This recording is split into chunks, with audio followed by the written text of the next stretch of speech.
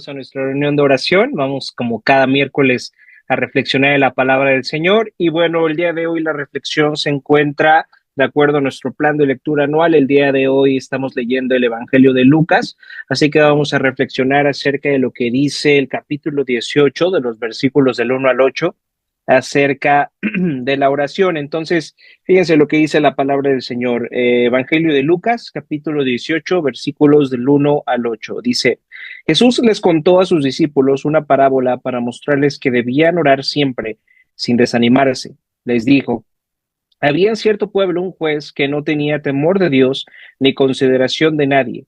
En el mismo pueblo había una viuda que insistía en pedirle, hágame usted justicia contra mi adversario. Durante algún tiempo él se negó, pero por fin concluyó, aunque no temo a Dios ni tengo consideración de nadie, como esta viuda no deja de molestarme, voy a tener que hacerle justicia, no sea que con sus visitas me haga la vida imposible.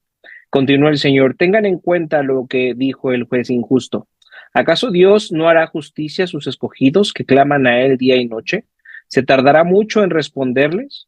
Les digo que sí les hará justicia. Y si demora, no obstante, cuando venga el Hijo del Hombre, encontrará fe en la tierra. Esta es la palabra del Señor.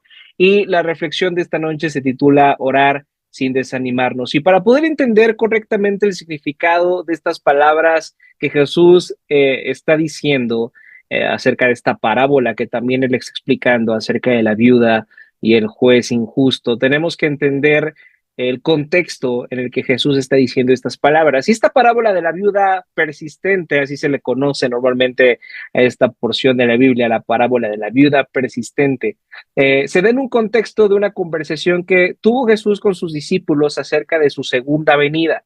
Esta conversación la podemos ver al final del capítulo 17 del Evangelio de Lucas, y Jesús les está diciendo que durante este periodo de tiempo, entre el tiempo en el que Jesús va a morir y luego va a resucitar y el periodo de tiempo en el que Él va a venir por segunda vez, la espera será cada vez más difícil. Así que la oración es y será una herramienta fundamental para que todos aquellos que están en la espera de Cristo, que están esperando a nuestro Señor Jesucristo, que estamos poniendo nuestra esperanza, nuestra confianza en Él, podamos estar fortalecidos en la fe en Él. Entonces, esta es la motivación por la cual Jesús está diciendo lo que está diciendo en estos primeros 8 versículos del capítulo 18 del Evangelio de Lucas. Y dice en el versículo 1, Jesús les contó a sus discípulos una parábola para mostrarles que debían orar siempre sin desanimarse. Para nuestro Señor Jesucristo, la oración era un elemento fundamental. La Biblia nos muestra que en diversas ocasiones Jesús oró y estuvo orando constantemente. Y no solamente eso, nuestro Salvador se tomó el tiempo para enseñarnos a orar y explicarnos la importancia de orar y la importancia de estar en comunión con nuestro Padre a través de la oración. Y en estos versículos Jesús responde a la pregunta acerca de cómo podremos preservar en nuestra fe en Él a pesar de que los tiempos se vuelvan cada vez más complicados e inciertos. La respuesta es a través de la oración. Si tú quieres permanecer confiando en Dios, a pesar de que las circunstancias a tu alrededor no sean lo que te gustaría que fueran, o no son lo que te gustaría que fueran, o de repente se convierten en algo horrible para ti, la única forma en la que puedes permanecer en el Señor es a través de la oración. Eso es lo que les está enseñando Jesús a sus discípulos. Jesús está diciendo que el cristiano debería de orar a cada instante y nunca cansarse de hacerlo, nunca desanimarse de hacerlo. Y para explicarnos sus razones cuenta esta parábola, ¿verdad? De la viuda persistente. Y no sabemos mucho a detalle acerca de lo que pudo haber pasado, lo que le pudo haber pasado a esta viuda, pero podemos suponer que había sido tratada injustamente. Así que fue ante un juez para que hiciera su trabajo, para que este juez realmente hiciera lo que le correspondía y hiciera lo que era justo. Es curioso que Jesús use como ejemplo de esta parábola una viuda. ¿Y qué era una viuda? ¿O qué es una viuda? Es una persona, en ese tiempo, era una persona débil que se ha quedado completamente sola, seguramente es pobre ya que no cuenta con el apoyo de su esposo. Así que esta viuda representa a alguien que lo ha perdido absolutamente todo y lo único que le queda es ir ante este juez, su única fuente de ayuda. Esto nos muestra una primera característica de una persona que se acerca en oración a Dios. Para hacerlo debemos entender que Él es nuestra única fuente verdadera de ayuda y nuestra actitud al acercarnos a Dios debería ser como la de una viuda que entiende que no tiene nada que ofrecer y que no le queda nada más que confiar en Dios. ¿Realmente tú entiendes eso? Cuando vienes a la oración a Dios, que no te queda nada, que estás en manos de Dios y que tienes que depender de Él. El día de hoy para los cristianos la práctica de la oración es algo que hacemos de manera descuidada. Oramos si tenemos tiempo, oramos si es necesario o si estamos en medio de un problema. ¿Estamos de acuerdo? Aunque decimos que nuestra confianza está en Dios, muchas veces olvidamos que dependemos completamente de Él y oramos cuando nos queda tiempo, si es que oramos, o solamente oramos en los tiempos en los que ora la iglesia, como los domingos o estas reuniones de oración. Pero realmente no estamos dependiendo completamente de Dios si tú y yo no estamos teniendo una vida de oración constante. ¿En qué grado está tu dependencia de Dios? La manera en la que puedes medir qué tanto dependes de Dios, qué tanto te abandonas de estar a cargo de tu vida y dices, el Señor, mi Padre, está a cargo de mi vida, eso se ve reflejado en tu vida de oración. En lugar de poner diariamente nuestras vidas, decisiones, planes, miedos y proyectos delante de Dios, preferimos confiar en las cosas que tenemos en este mundo, en nuestras capacidades, en nuestros logros, en nuestro dinero, en el apoyo de nuestros seres queridos, en un diagnóstico médico. No nos acercamos con la actitud de una viuda que sabe que solamente depende de Dios. Si en verdad lo entendiéramos, tal vez la oración sería una práctica fundamental para nosotros. Y la falta de oración es una demostración de la falta de confianza que tenemos en Dios. Entonces la viuda fue ante este juez injusto que decidió no hacerle caso, pero ella no se cansó de insistir, como diríamos ahorita, estuvo muele y muele y muele al juez, a tal grado que el juez se hartó de ella y se ocupó de sus peticiones para que ella lo dejara tranquilo. Fíjense lo que dice el versículo 6. Continuó el Señor, tengan en cuenta lo que dijo el juez injusto. ¿Acaso Dios no hará justicia a sus escogidos que claman a Él día y noche? ¿Se tardará mucho en responderles? Debemos entender que el argumento de esta parábola no es que así como podemos hartar a un juez injusto, así como podemos estar muele y muele a un juez injusto, existan posibilidades de que podamos hartar a Dios con nuestras peticiones a tal grado de que haga lo que nosotros queramos. Esto no es así, porque tenemos que entender que en primera instancia a Dios no le harta nuestras peticiones. Él en verdad desea que nos acerquemos a Él en oración todo el tiempo. Recuerde la invitación de Jesús de no cansarnos de orar sin cesar. El Padre quiere recibir nuestras peticiones. No son una molestia para nuestro Dios nuestras peticiones. Así que si el día de hoy tienes algo que pedir a Dios y tienes hoy, el día de hoy, abrir tu corazón a Dios para que Él te cambie, para que Él te transforme, para que puedas confiar en Él, ven en oración a Él. Eso es lo que Jesús está diciendo. Entonces, ¿cuál es la principal idea de esta parábola? ¿Por qué Jesús pone este ejemplo de esta viuda que está tan insistente con el juez? Y la idea principal es mostrarnos que el Dios en el que confiamos es muy diferente al juez. Jesús nos dice dos cosas acerca del juez injusto. Fíjense, en el versículo 2 dice que este juez no tenía temor de Dios ni se preocupaba por la gente. Y en el versículo 4 el mismo juez confirmó eso de sí mismo cuando dijo, no temo a Dios ni me importa a la gente. Entonces este juez no tenía temor de Dios. Y recuerden que cuando la Biblia habla acerca del temor a Dios, no habla acerca de tenerle miedo a Dios, no habla acerca de tenerle pavor a Dios, como un preso le tiene miedo a su guardia de que lo vaya a castigar por si se porta mal, sino es un temor reverente, es un temor que surge de conocer quién es Dios y de lo que ha hecho por nosotros. El mejor texto que explica esto, y espero que sea uno de sus versículos favoritos de la Biblia, se encuentra en el Salmo 130, versículo 3 y 4, donde dice, si tú, Señor, tomaras en cuenta los pecados, ¿quién sería declarado inocente? Si tú tuvieras sacar en cuenta, Señor, todo lo que he hecho, nadie podría ser llamado inocente, pero en ti se halla perdón y por eso debes ser temido. Al entender que tenemos un Dios, que tenemos un Padre que desea perdonarnos, que desea amarnos a pesar de nuestros pecados, Es lo que debería de motivarnos a tener un temor reverente hacia nuestro Dios, un temor que nos refrene de pecar. ¿Cómo es que voy a pecar después de que Dios me ha tratado con tanto amor y con tanta misericordia? A eso se refiere la idea de temor a Dios. ¿Tienes temor de Dios? Realmente cuando estás tomando la decisión de hacer algo en contra de la fe que dices tener, algo en contra de tu vida como un cristiano, como alguien que confía en el Señor, realmente puedes recordar la gracia y el perdón y la misericordia que se te ofrece, y eso te lleva a refrenarte de comportarte de una manera injusta, de cometer violencia, de cometer algún acto que afecte a alguien. ¿Realmente sientes temor por el Señor? Así que este juez injusto no tenía temor del Señor, no conocía quién era Dios, y eso lo llevó a comportarse de una manera injusta. Eso lo llevó a no hacer su trabajo. Su trabajo era ser un juez, su trabajo era ser una persona justa, pero el no tener temor de Dios lo convirtió en una persona corrupta que solamente ayudaba a alguien si podía obtener algún beneficio de esa persona. Recuerden que quien se le está acercando es una viuda pobre, es una viuda que no tiene nada que ofrecer, es una viuda a la cual no puede sobornar. Entonces dice, no voy a hacer lo que tú me estás pidiendo, déjame de quitar el tiempo.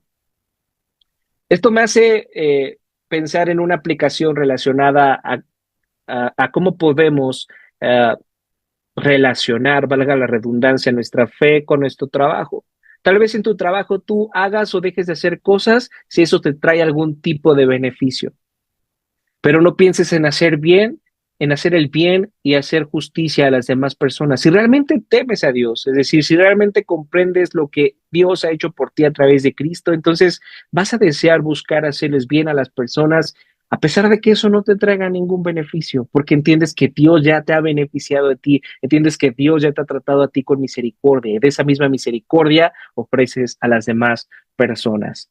Dios no es como este juez injusto. Él tiene un corazón que se inclina a ayudar al que lo necesita, aunque éste no pueda ofrecerle nada a cambio. ¿Estás de acuerdo en esto? Que tú y yo no podemos ofrecerle nada a cambio a Dios. Lo único que le podemos ofrecer a Dios es más pecado, es más incredulidad, es más falta de confianza. Pero a pesar de que eso es lo que tú y yo podemos ofrecerle a Dios, Él no nos está buscando por algo que nosotros podamos ofrecerle a Él, sino porque Él nos ama y quiere ofrecernos de su justicia, de su misericordia y de su gracia. Él quiere hacernos justicia, Él quiere ofrecernos de su misericordia, de su gracia, cada vez que acudimos a Él en oración. Así que si un juez injusto que no tiene temor de Dios puede ser convencido con peticiones persistentes por medio de una persona, podemos estar seguros de que Dios responderá a las oraciones de aquellos que reconocen su necesidad y dependencia de Él. Es una realidad que nuestras oraciones son poderosas, es una realidad que Dios escucha nuestras oraciones y decide obrar a través de ellas. Dice el pastor Tim Keller al respecto, Dios está a cargo de todo lo que ocurre. Nuestras oraciones no podrían arrebatarle el control de ninguna porción del universo. Sin embargo, por su bondad y posición, permite que el mundo sea susceptible a nuestras oraciones. Aunque nuestras oraciones no tienen el poder de tratar a Dios como un mayordomo a quien le damos órdenes para que haga lo que nosotros queremos, a pesar de eso, Dios en su bondad, en su amor, desea hacer su voluntad por medio de nuestras oraciones. Desea obrar conforme a nuestras oraciones. Tenemos un Dios que en verdad nos escucha. Esa es la motivación para orar el día de hoy, que tenemos un Dios que nos escucha gracias a la obra de Cristo y que responda a nuestras oraciones conforme a su tiempo. En ocasiones Él dice que sí y contesta nuestras oraciones de manera inmediata. En ocasiones Él dice espera, aún no. O también puede decirte que no y no darte lo que tú quieres. Dice el reformador Juan Calvino al respecto. Aunque Dios nos conceda al momento lo que le pedimos, no siempre nos responde de acuerdo con la forma expresa de nuestra petición, la forma que pedimos. No por eso deja de sernos propicio y favorable, de manera que nuestra esperanza, al apoyarse en su palabra, no será jamás confundida ni nos engañará. Podemos orar con confianza, hermanos, y expresarle a Dios nuestras preocupaciones, sabiendo que Él las escuchará y actuará al respecto conforme a lo que sea mejor para nuestras vidas. Y fíjense cómo dice, cómo termina el versículo 8. Dice, les digo que sí les hará justicia y sin demora. No obstante, cuando venga el Hijo del Hombre, ¿encontrará fe en la tierra? La verdadera intención de Jesús al contar esta parábola es animarnos a mantenernos constantes en oración, a no desanimarnos, que no nos desanimemos de orar hasta que Él vuelva por segunda vez. Cuando Jesús pregunta al final de este versículo 8, cuando Cristo vuelva por segunda vez, ¿a cuántas personas con fe encontrará? ¿Encontrará fe en la tierra? Desde luego que Cristo sabe que aún habrá creyentes cuando Él regrese, pero Jesús desea que nos hagamos esta pregunta de manera personal. Haz esta pregunta a ti mismo esta noche. ¿Seguirás confiando en Dios aunque Él no te dé lo que tú quieres? Fíjate lo que estoy diciendo. ¿Seguirás confiando en Dios hasta que Él venga por segunda vez, aunque Él no te dé lo que tú quieres? Aunque no te dé un trabajo satisfactorio, aunque no te dé un matrimonio satisfactorio, aunque tus hijos no cumplan tus propósitos egoístas que tienes planeados para ellos desde que nacieron. A pesar de eso, ¿seguirás confiando en Dios aunque Él no te dé lo que tú quieres? Jesús quiere que nos preguntemos esta noche si lo vamos a seguir, si vamos a confiar en Él por quién es Él o por lo que podemos obtener de Él. ¿Por qué vienes a Jesús? ¿Por quién es Él? ¿Por la gracia que te ha ofrecido o por lo que puedes obtener de Él? La idea es que la oración y la fe se mantienen unidas y caen unidas. Si nos desanimamos y nos alejamos de la oración, entonces nuestra fe en Él irá disminuyendo. En cambio, nuestras oraciones nos ayudan a recordar quién es Él, quiénes somos nosotros, lo que hizo por nosotros y lo dependientes que somos de Él todo el tiempo. Muchas personas hemos orado a Dios para que un ser amado siguiera con vida y pese a ello, esa persona murió. Algunas peticiones Dios las rechaza y eso es devastador para nosotros. Después de una experiencia como esa, ¿cómo podemos mantener la confianza para volver a orar? ¿Podemos creer de verdad que Dios nos oye y nos responde? Hoy la mayoría de las personas que creen en Dios en nuestra sociedad consideran que Él está obligado a arreglar las cosas para nuestro beneficio. Si vivimos una vida lo bastante buena, lo bastante correcta, según nuestros propios estándares, entonces Él tendría que solucionar nuestros problemas, solucionar nuestras circunstancias. Pero tenemos que recordar algo. Los pecadores merecemos que nuestras oraciones no sean contestadas. Los pecadores, es decir, tú y yo, merecemos que nuestras peticiones no sean contestadas, merecemos que nuestras oraciones no sean contestadas. Jesús fue el único ser humano en la historia que merecía que todas sus oraciones fueran contestadas, porque Él vivió una vida perfecta, Él vivió una vida justa, Él sí merecía que sus oraciones fueran contestadas. Pero ahora tú y yo sabemos que cuando Él estuvo en Getsemaní, Él oró al Padre para que no lo hiciera pasar por todo el sufrimiento venidero. Sin embargo, Él fue rechazado. ¿Sabes por qué? ¿Sabes por qué el único ser humano justo que ha pisado esta tierra fue rechazado en oración? Su oración no fue contestada por el Padre le respondió un no rotundo. ¿Sabes por qué? La respuesta está en las buenas noticias del Evangelio. Y las noticias del Evangelio nos recuerdan que Dios trató a Jesús como nosotros merecíamos ser tratados. Él tomó el castigo que nosotros merecíamos para que cuando nosotros pusiéramos nuestra confianza en Jesús, entonces Dios pueda tratarnos como Jesús merecía ser tratado. De manera más específica, las oraciones de Jesús recibieron el rechazo que nosotros merecíamos como pecadores que nos acercamos en oración. Para que nuestras oraciones puedan tener el recibimiento que Jesús merece, entonces Él tuvo que ir a la cruz, Él tuvo que ser rechazado por el Padre, su oración tuvo que ser no contestada para que ahora nosotros tengamos la confianza de que somos escuchados por Dios gracias a los méritos de Cristo y Él va a contestar nuestras oraciones conforme a su voluntad, conforme a su buena voluntad. La oración de Jesús recibió un no por respuesta de parte del Padre, porque eso tenía propósitos más buenos y mejores. ¿Cuáles son los propósitos más buenos y mejores que la muerte de Jesús traería? Mi salvación, tu salvación. Esa oración fue rechazada porque había un propósito más grande en ello. Así que cuando tu oración el día de hoy no sea contestada como tú quieres, ten en cuenta que esa petición está a cargo, está en control de un Dios bueno que estuvo dispuesto a entregar a su único hijo para reconciliarse contigo y conmigo. Confía en su buena voluntad, confía en que Él tiene propósitos mejores y más buenos que los que tú tienes en mente. Así que acerquémonos esta noche a Dios en oración sin desanimarnos. confiando plenamente en que Él escucha nuestras oraciones. Confiemos y descansemos en que su voluntad para nuestras vidas siempre será lo mejor. Qué difícil es confiar en eso, qué difícil es descansar en eso. La única forma de hacerlo es recordando el buen Padre que tenemos, que ha entregado a Cristo para perdonarnos. Estamos en las manos de un Dios bueno. Hoy es un buen momento, hoy es una buena noche para recordarnos eso.